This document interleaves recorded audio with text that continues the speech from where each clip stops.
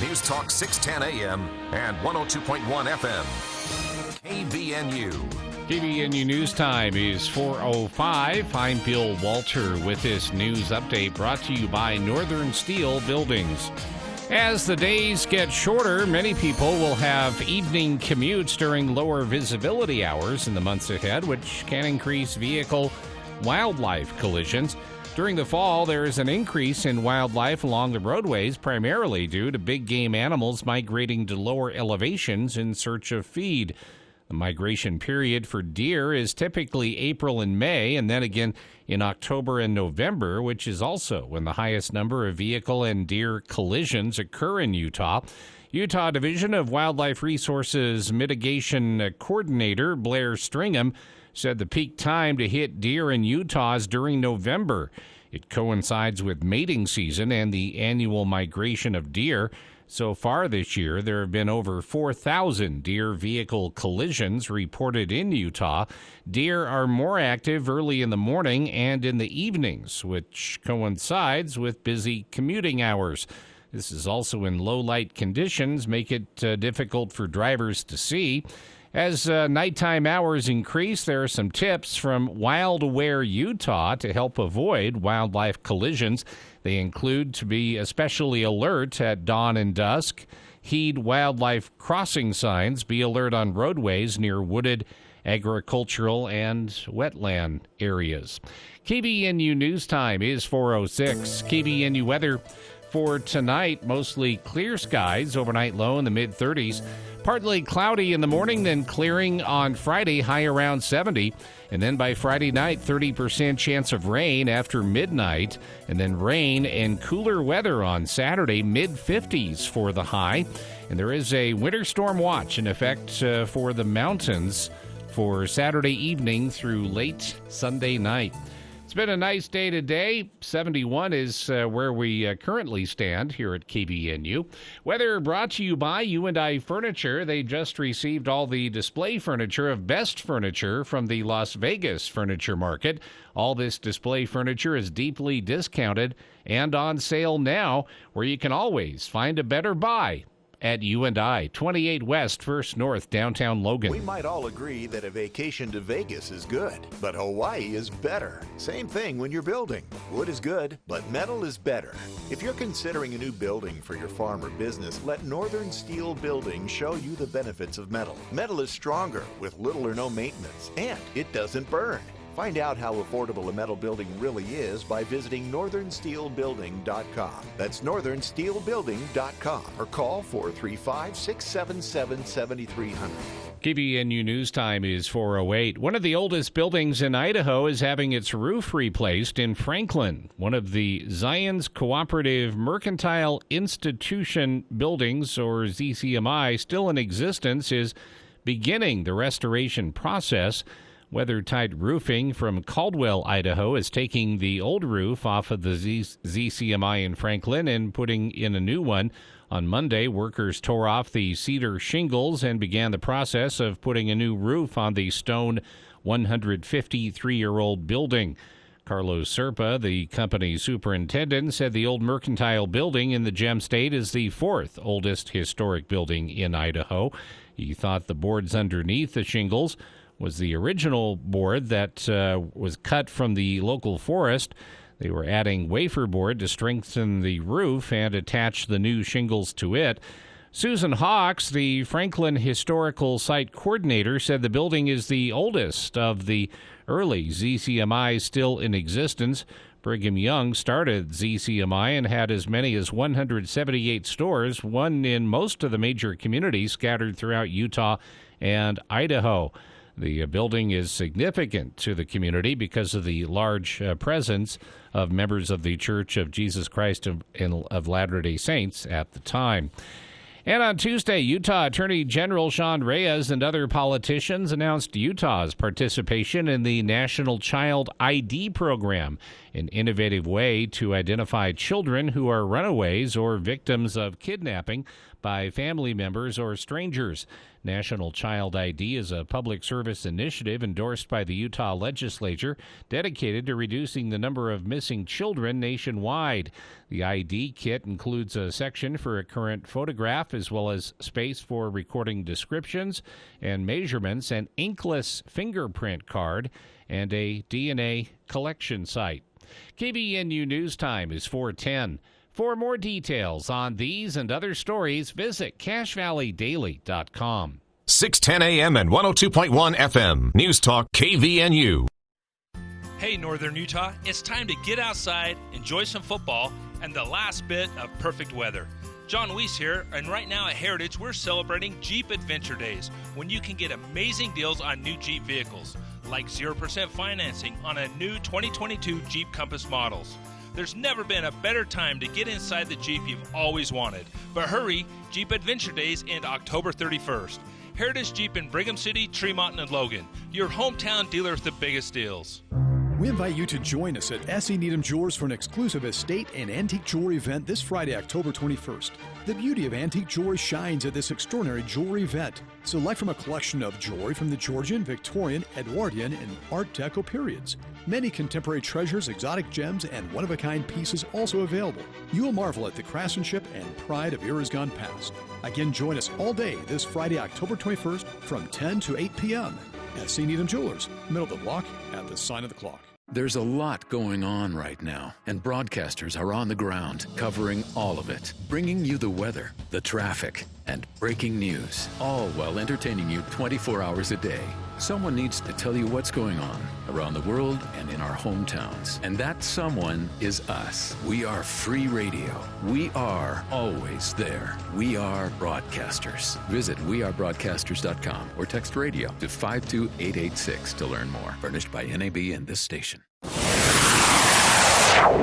For the people. We are waiting with bated breath for news from the Cache Republican Party meeting an executive committee tonight With Jason Williams. and I'm really excited about this next segment. We have two guests here in studio.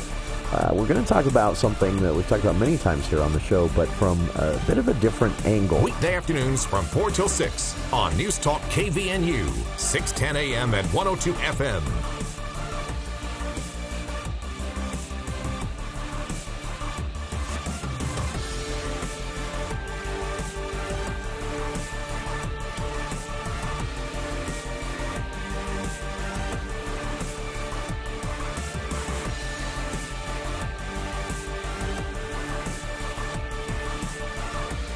Welcome to KVNU's For the People. It is 4:13 in the afternoon on a Thursday. And what's the temperature, Bill? I can't see it from here. It is 71. Not bad. Enjoy it. It's gonna Clock is not ticking. gonna last. Clock is ticking fast. One more nice day. 20s for the evening temperatures for a few days in a row early next week, starting Saturday or Sunday, depending on which forecast you look at. They keep going back and forth on that. This rain-snow mix storm that's coming in it has been moving around a little bit too. Last weekend it was going to be Saturday, Sunday. Then it moved to Sunday, Tuesday. Then it was just Tuesday, and now it's back to Saturday, Sunday. So I'm guessing there's still a little volatility to that. But the one thing that hasn't changed, those overnight lows in the high 20s. So fair to say we're getting our first hard freeze this weekend, either Saturday night or Sunday night, depending on where you live. And, if you haven't winterized, you got to get on it. I did some of mine last night. We'll finish it tonight. I'm not doing it in the snow like I've done a few years in a row. Several years in a row I've done that. I wanted this weather to continue at least into November. I think it'll be back. Not as good, though. I mean, we're done with the 70s after tomorrow, I'm sure. But I think the warm, sunny temperatures will be back after this next 4 or 5 day stretch. After we lose all the foliage off the trees. Once everything's gone, it just sticks out there, and then it'll get warm again. All the foliage will be on the ground. Yeah. Yes. And a listener asked, if this storm was significant, and no. I mean, really not. It's a rain-snow mix, but it's not. We're not going to get hammered by this. There is some concern, speaking of those leaves on the trees still out there, about a repeat of last fall's first big snowstorm that basically snapped every branch in the valley. Yeah. Oh, that was horrible. Yeah. October 12th of last year. Yeah. That was just a bad storm. hammered by snow, and the trees still covered with leaves. This storm does not look to be anything like that. So it is, wow. I swear I saw something just run across the floor here in the studio, but I'm just seeing things. We have highlights from Governor Cox's news conference today. Some big announcements from the governor on legislation that his office will be pushing on social media, on tuition. He announced a tuition freeze today here in Utah for the foreseeable future. Took questions on immigration and what's happening in other states with flying and busing immigrants to northern states and things like that. It was a wide-ranging conference. We've got the highlights. Right now, though, in hour one, we have our good friend Charlie Schill with us. Joins us every Thursday at 4, but you can read his work in written word every day at CacheValleyDaily.com. News stories, theater reviews, and more. Once a week, he joins us here in the studio to talk theater in Cache Valley and northern Utah at large. And Charlie, welcome. Good to see you. How you doing? How's your week been? A little crazy, but all right. That's no fireworks, any of the council meetings or anything like that. Oh, no, of course not. Never, right? Never, no. Oh, man. It's been an interesting year in Cache Valley, to say the least. But and I'm not talking about theater this time, but theater, it has been a very interesting year. This was great. I read this was just some person writing on for a free semi-weekly circular in Salt Lake called City Weekly, and this person's from Salt Lake, and they talked about their fun this summer coming up to Cache Valley and even over into Bear Lake and Garden City for theater events, and apparently they did a lot of that this summer. But they're writing about it from the perspective of saying, how can we get this to happen here? And we're talking Salt Lake, where there's 40, 50 different theaters. Yeah, but they're already getting it to happen. He just doesn't know about it. I thought that was interesting, because I'm reading this thinking, how do you not know it's there? Pickleville goes down into Salt Lake. Yeah. And are they taking the comedy tour there? Absolutely. Okay. That's but Adam's Family, no, right? That one was on location in Garden City only. No. Okay. But it sounds like after the touring show, the variety show, the Laugh Fest is over,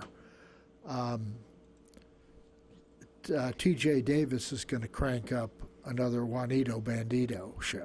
Oh, really? For Christmas, yeah. Oh, wow. Should be fun. That'll be fun. Yeah. They made a splash last year with their holiday special, their Christmas show.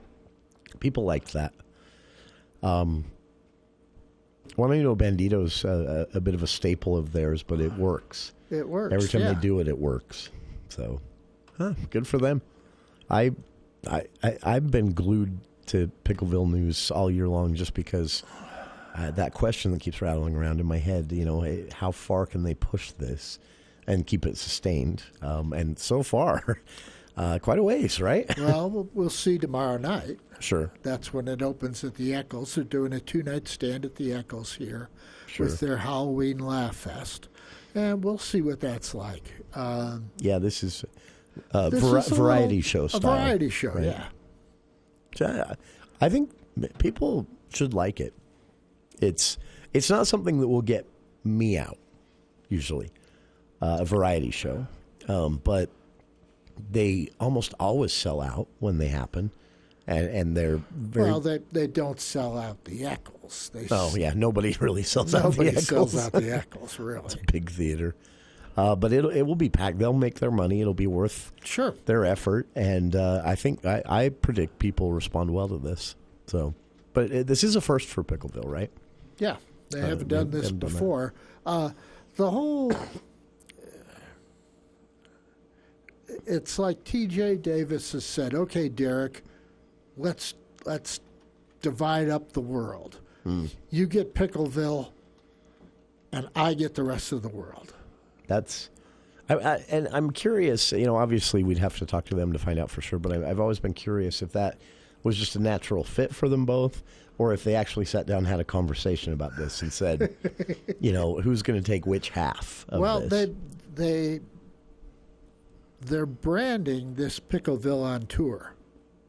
Yeah. So that's TJ's baby, and it always has been. That's interesting. He's always written the original shows.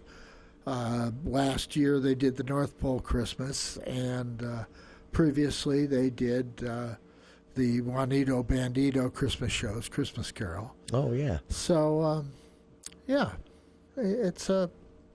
it's a done deal. We'll see what happens. That's it. It's going to be interesting. I predict they'll have success and then maybe make this a regular part of their year as well. Just got a question from a listener, and I'm looking as fast as I can here. Oh, no, I can answer. Listener wanted to know if Mannheim Steamroller on December 19th had sold out yet at the Eccles, and no. Pretty close. Pretty full, but not sold out. There's still seats that you can get. And I don't know why that first night no one wants to sit on the second row. Rest of the theater packed. No one wants to be on that second row. First row packed. That's interesting. We could probably do a whole show on theater behavior, the preferred seating and things like that. You've got your own favorite spots in certain theaters, right, where you prefer to be. That's I appreciate the question, though. But, yeah, not sold out yet. I would guess, based on what I'm seeing here in October, it will, or at least close. As Charlie and I just joked. At $125 a pop. Yeah, it surprises me. But and it's, I shouldn't say this, but it's not really Mannheim Steamroller. Yeah. It's Chip Davis, who used to be part of Mannheim Steamroller, who's organized another kind of like a traveling spin-off sort of thing. Yeah. I'm sure they'll be playing the Mannheim Steamroller repertoire, and it'll be good. Yeah, that's and this is a really popular thing here in Cache Valley every year. So that and the Nutcracker, those are two things that I know a lot of people who just make that a part of their December every year. But yeah, Nutcracker is more like Thanksgiving actually, because it happens that weekend, the 25th and 26th. Yep. I thought that was interesting, the timing on that. Well, no, that's traditional. That's what they've always done it. Yeah. I guess I've never paid attention. Yeah. 25th, 26th, and 28th are your opportunities to see that. Very cool. This is, is this in addition, or did we talk about this before? But I also see on the Cache Arts page here for December 10th at the Eccles, an evening with Nathan, I can't talk today. I think it's pronounced Pacheco. He's a guitarist, right? That's new. Okay, so that was added. All right. Yeah. Okay. Very cool. What else we got? Well, for grins, the Theater Arts Department at Utah State is going to debut a musical that has something to offend everybody. Oh, really? Oh, yes. Oh, I like hearing that. I love that. Spring Awakening was premiered on Broadway in 2016. Okay. It's a 100-year-old German play. Wow. About kids exploring adolescent sexuality. Which explains the title. Set to music, and the music is alternative rock blended with folk music. And the theater department is warning folks that this includes scenes that depict, and listen to this lineup, sex, masturbation, verbal, physical, and sexual parental abuse. Wow. Physical abuse, sexual assault, rape, teen pregnancy, abortion, death, suicide, use of weapons, and strong language. Oh. With all the rest of that, I'm assuming the language is just a given. That is interesting. That's now this is, before people start completely eye rolling at a play with a warning like that before it. This is a how many Tony Awards winner? 8. 8. Wow. Including Best Musical. Best Musical. The music is gorgeous. But, we talked about this before. It was at the bottom of my list of shows that would never be performed here. Yeah. And it's like they heard you. It's like they heard me. No, they were already in progress when I said that. It was just a coincidence. But they're going to do it. That's fascinating. The Theater Arts Department hired a freelance intimacy director to choreograph the sex scenes, of which there are many, apparently. Oh, okay. I'm not really familiar with the book. I've heard the music. I know the music, and I saw a written interview with the playwright from 100 years ago. That's been published. Really? But that's all. Yeah, it was basically questions about why did you do this, and he explained, and I was intrigued, but I've never had an opportunity to see it. Well, hard as it is to imagine.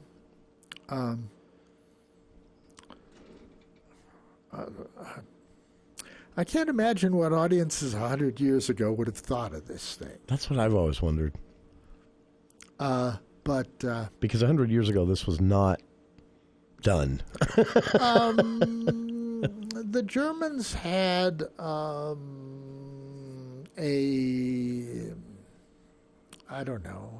avant-garde theatrical experience going at that particular time. There was a lot of experimentation going on. Okay.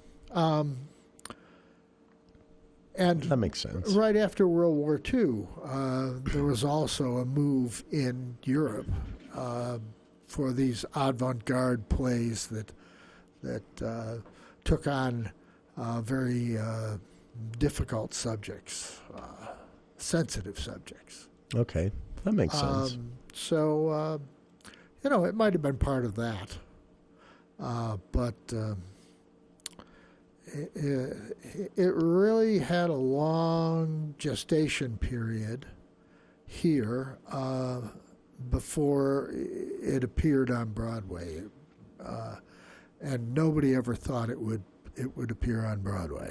That's interesting. And it did, and cleaned up at the Tonys. Yeah.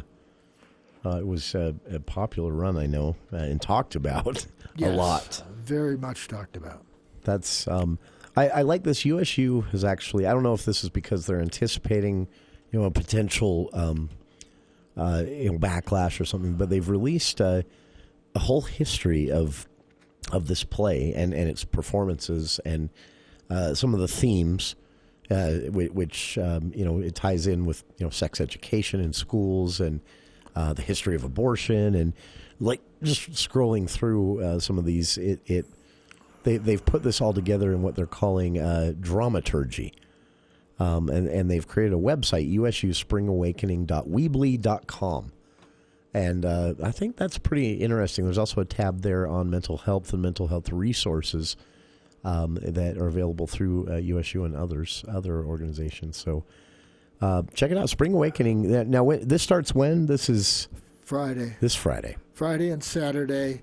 Then they take Monday and Tuesday off. Then from the 26th to the 29th, and there's a matinee on the 29th. Okay. All right. Spring Awakening at Utah State University. I've linked to some of the things that I mentioned, that Charlie's mentioned on our Facebook page, and we'll be back with more For the People right after this.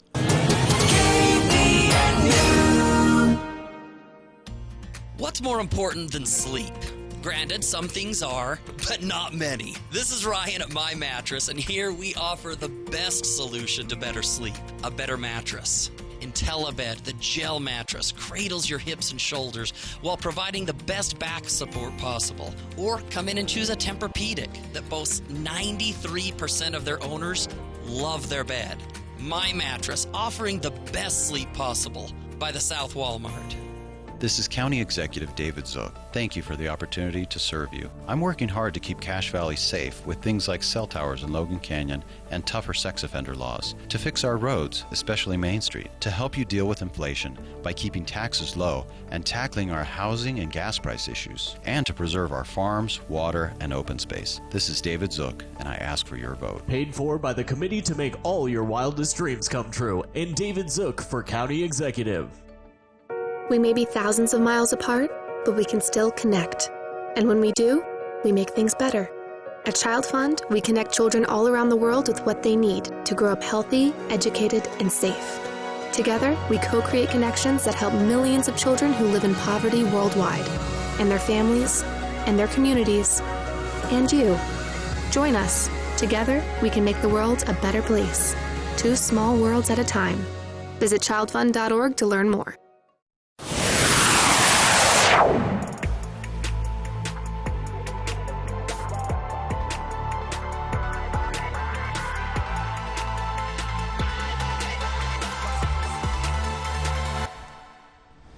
Welcome back to KVN News for the People. Charlie Schill, our guest here in the studio. I forgot one thing. You'd mentioned this last week or 2 weeks ago, Charlie, and I was just going to throw it out there again. We were talking about Spring Awakening. And through the break, Charlie and I were talking, and I agree with Charlie. At USU, anticipating maybe a little controversy over this performance and the themes, they're doing a lot of advanced explaining with a dramaturgical resource, they're calling it, which is a history of the play, the playwright, some background information, videos, links to sex education and mental health resources, and more. And that's all. I've linked to that on our Facebook page, but. For those who remember, he was popular for a bit in the 90s. The music for Spring Awakening by Duncan Sheik. I don't know if anybody will. A great joke about him in The Sopranos, but other than that, he kind of came and went pretty quickly as a pop artist. And so, yeah. But again, a content warning on Spring Awakening, as Charlie mentioned, a long list of reasons. And they are saying this is 16 plus only for this play. So basically, something similar to a PG-13 rating on a movie, but maybe a little bit worse than that. Yeah, but not quite an R. Lots worse. So there you have it. What's next up? Well, we probably ought to talk about the RAPZ tax. Yeah. It's on the ballot. Ballots are out. Yep. Probably on your kitchen table right now if you're out there listening. It's a big deal. It's a very big deal to the theater community. Yeah. And it's a big deal to recreation and all that kind of stuff. Yeah. The RAPZ tax was authorized in 2002.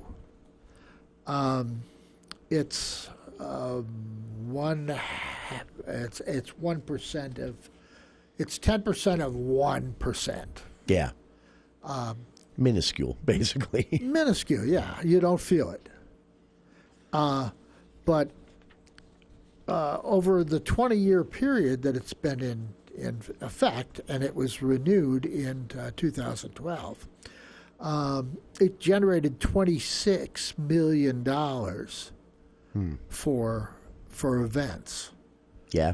Now, and more than events too. I mean, we're talking trails, Amalga's pickleball courts. Yeah. Things like that all came from this.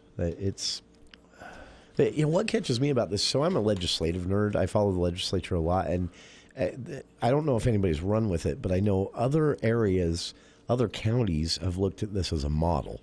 Mm-hmm. They've talked many times over about implementing the exact same program because they've seen the success here. That to me says renew it. Yeah, and there's a real need for it because for instance, last year, the county dispersed $2.8 million from these RAPs, from the RAPS tax. Okay. Now, understand, there's a restaurant and a RAPS tax. Okay. The restaurant tax is a 1% sales tax on prepared food. Okay. And that supports tourism, recreation, and the cultural arts. The RAPS tax, which stands for Recreation, Arts, Parks, and Zoos, is a 0.1% sales tax that was added in 2002 to support capital projects and the operating expenses of local revenues.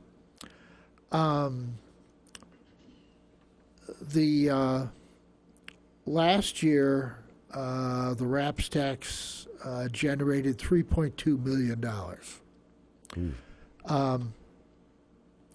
They dispersed $2.8 million and kept $400,000 for emergencies.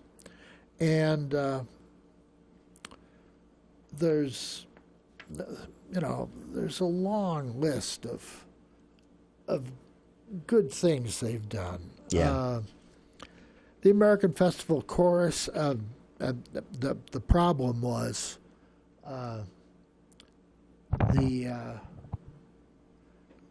they received requests from 69 different entities in the valley, worth $5.6 million. Wow. So they had to do some trimming of those requests. Makes sense. The American Festival Chorus and Orchestra asked for $30,000, and they got it. Okay. The Cash Children's Choir asked for $14,000, and they only got $8,000. Cash Community Connections, that's the Logan Tabernacle Choir and Lecture Series. Oh, okay. Got $6,850, which was exactly what they requested. Okay. The Center for the Arts, this is Wendy's business, requested $120,000 for facilities and got $90,000. Oh, wow. Education and outreach programming, they asked for $50,000 and only got $40,000. Now, the committee's known for that, and this, I think, should make people feel better, but the committee is known for signing off on something, but not just the dollar amount requested. They look into it themselves. They're being a little tight-fisted. Yeah. Through the years, it's proven to be true. Yeah. I remember the year that the pandemic started. They were just about to consider some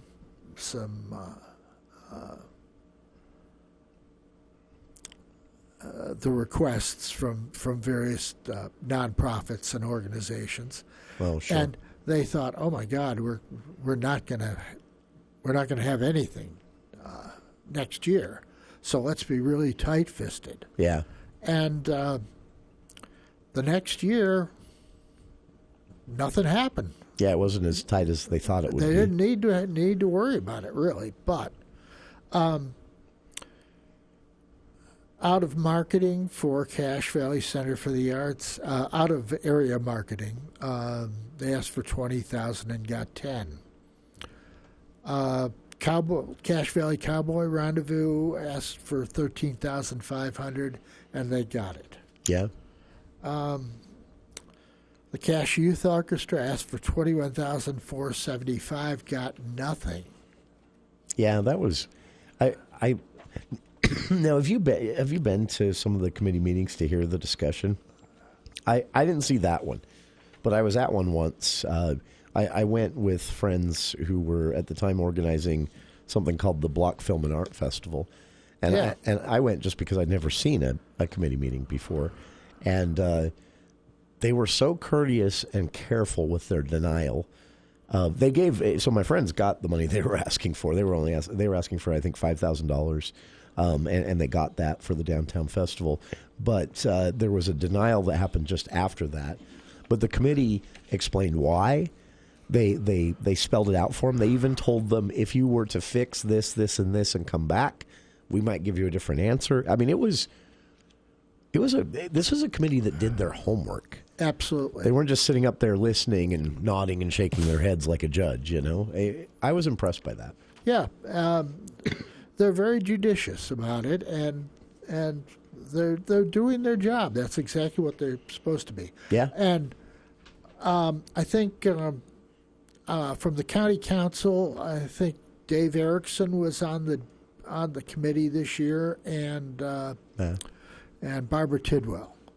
And to be honest, they sweat blood over how hard it is to make these decisions, but they do. And their decisions are well founded. Yeah. Last year, for example, the Four Seasons Theater Company asked for $45,000 and got $25,000. Oh, really? The Logan Community Foundation, that's Cash Theater Company, asked for $49,000 and got $25,000. The Lyric asked for $25,000 and got $10,000. Music Theater West asked for $38,000 and got $30,000. Interesting. Nibley Children's Theater. That's an outdoor thing that goes on. Oh, yeah. And they got $1,000, which is what they asked for.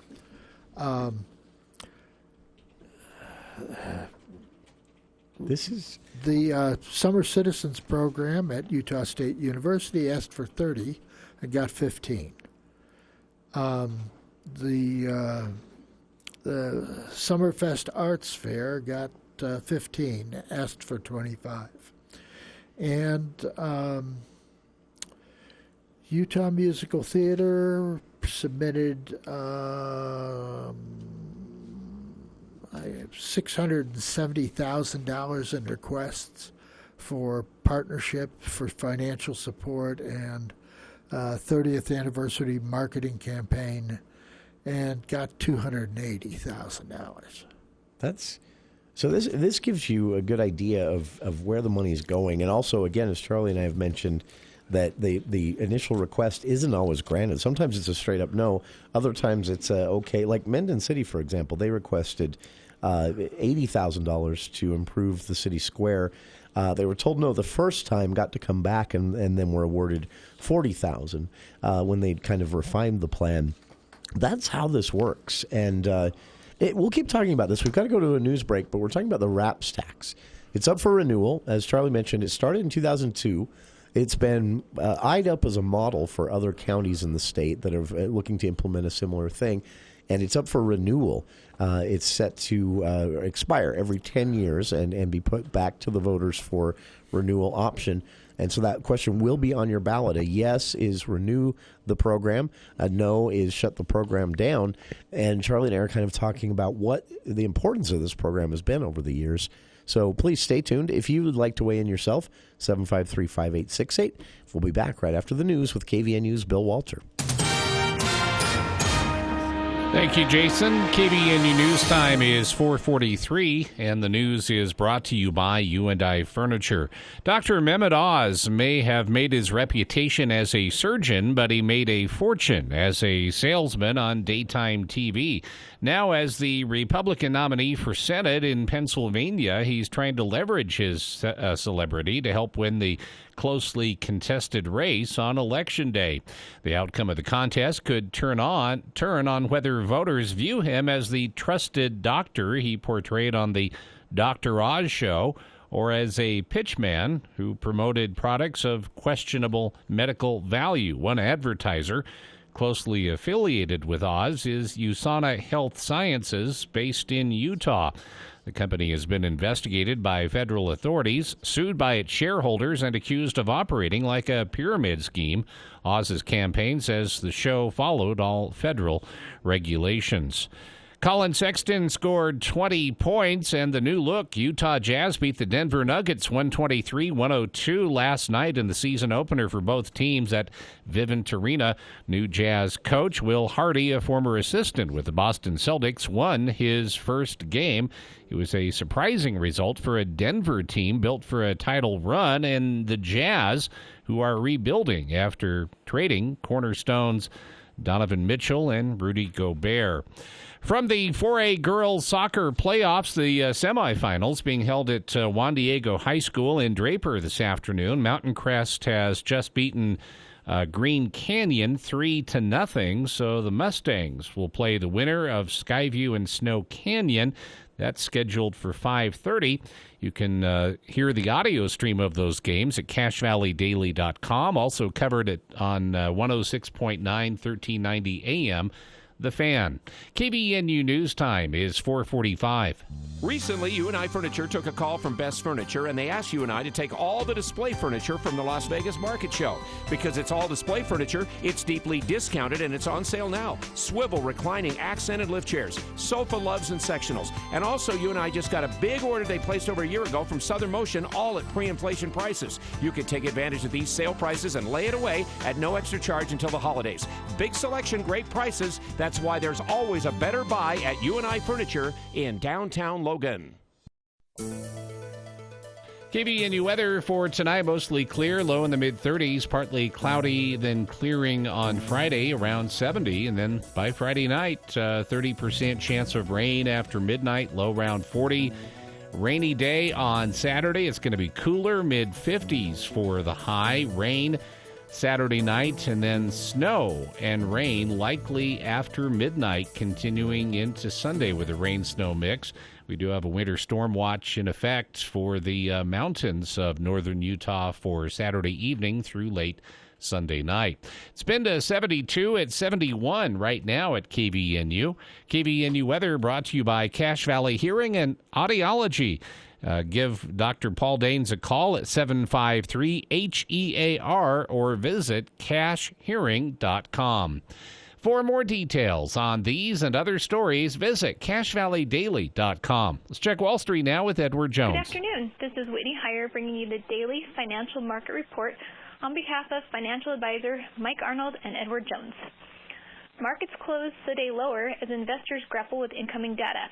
Bond yields continue to rise, with the 10-year Treasury now its highest level since 2008. Today, U.S. equities closed lower. The Dow closed down 90 points at 30,334. The NASDAQ closed down 66 points at 10,615. The S&P 500 closed down 29 points at 3,666. And in the bond market, 10-year Treasury yields are trading at 4.23%. The price of crude oil was up 28 cents at $84.80, and the spot price of gold was down $3 to $1,631.20. In stocks of local interest, Auto Lead closed down $1.69 at $73.67. Chevron closed up 96 cents at $168.96. Dominion Energy closed down $1.28 at 64.41. Home Depot closed down $6.03 at 269.46. Kroger closed down 77 cents at 42.17. Lowe's closed down $5.64 at 178.30. McDonald's closed down 98 cents at 249.77. Microsoft closed down 33 cents at 236.15. Nucor closed up $3.03 at 124.92. Philip Morris closed down $1.44 at 85.03. And Walmart finished up 33 cents at $134.09. This has been today's Financial Market Report, brought to you on behalf of Edward Jones, member SIPC, and financial advisor Mike Arnold, serving individual investors with personalized attention and financial advice at 135 North Main, Suite 102 in downtown Logan. If you would like additional information, please contact our branch office at 753-2915. I'm Mark Ensign. I'm running as a write-in candidate for an important local election. I'm running to resolve the conflicts between the current county executive and the county council. I'm asking you to write me in as your Cache County executive to restore order, trust, and cooperation to our county government. Write in Mark Ensign for Cache County executive. Visit ensignforcachecounty.com to learn more. Paid for by Mark Ensign. This is Mike Hall, former Richmond City Mayor. Please join with me in supporting and voting for Mark Ensign as a write-in candidate for Cache County executive. Attention business owners. Did COVID negatively impact your business? Shutdowns, supply chain issues, or other government mandates that changed your operation? Even if your business made money during the pandemic, you might qualify for the Employee Retention Credit. Let us help your company receive a payroll tax refund authorized by the federal government CARES Act. Tax and payroll specialists will help maximize your refund amount with no out-of-pocket costs. Timing is critical. Call today, 435-213-3200, or go to ercgonow.com, ercgonow.com.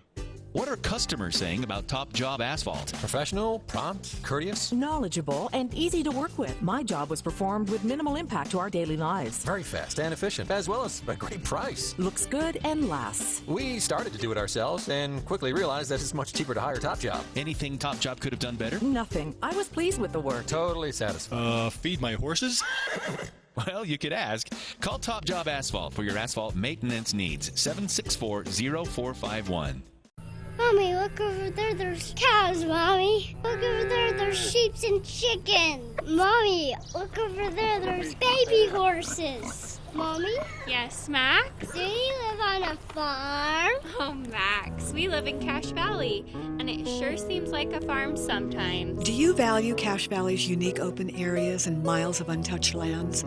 You can help preserve it. Vote yes on Proposition 1 on November 8th. Brought to you by Cache Open Space. See us online at cacheopenspace.org. Aegis Home Health and Hospice loves helping the people they serve. Aegis is a home health and hospice organization that lives by core values of character, experience, and trust. Every day, Aegis' goal is to help you with whatever your healthcare needs are and to do it wherever you need us to. Aegis, A-E-G-I-S. Aegis Home Health and Hospice. Call 723-9000 or find them at myaegis.com.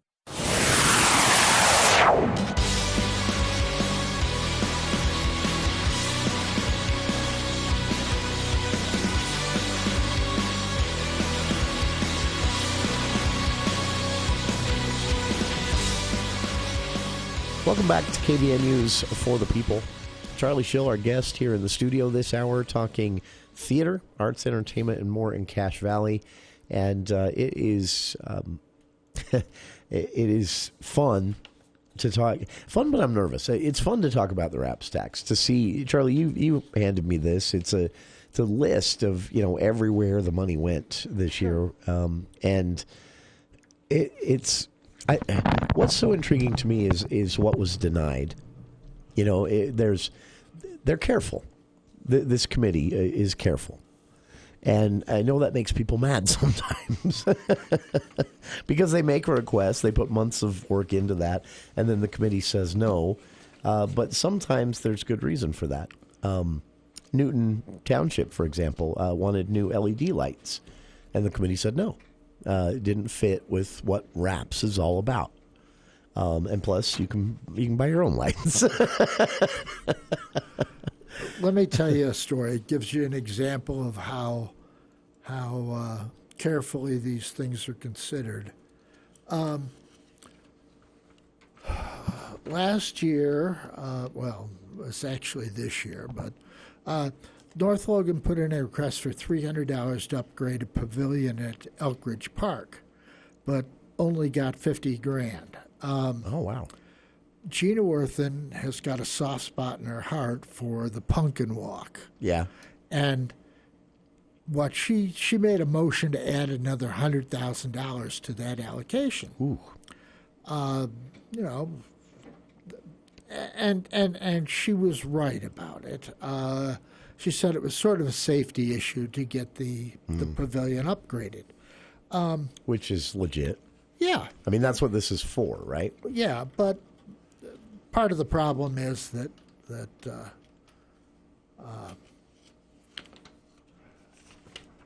North Logan was part of a syndicate of municipalities who asked for a big load of money a long time ago and then promised they wouldn't come in for another 10 years. And what do you call it? Carl Ward and Gordon Zillis remembered that. Okay. But the thing was,